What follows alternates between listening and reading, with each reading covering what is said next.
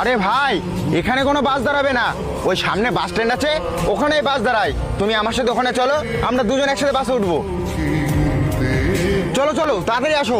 আরে দাদা, আমি যদি এখান থেকে বাসে উঠতে পারতাম তাহলে আমার খুব ভালো হতো, কারণ আমার মার ক্যান্সার হয়েছে আর আমার মা হসপিটালে ভর্তি।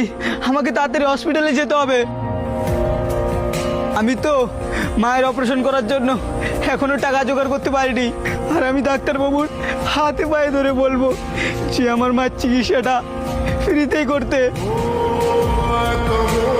তুমি কি বললে ভাই?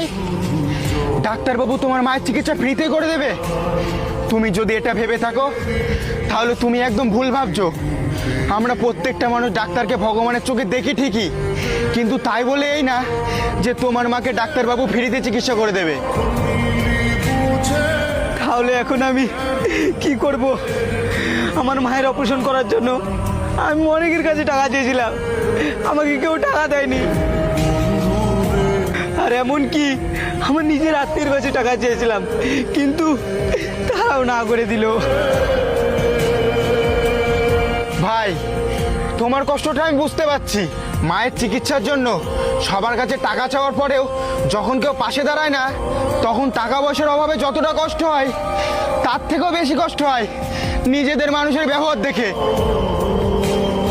ভাই, আমাদের যখন টাকা পয়সা দরকার হয় তখনই আমরা বুঝতে পারি কে সত্যি আপন আর কে সম্পর্কের নামে আপন। বিপদে পড়লে অনেক আত্মীয়রাই পাশে থাকে না, কারণ এই দুনিয়ায় বেশিরভাগ মানুষই তাদের নিজেদের স্বার্থটা আগে দেখে।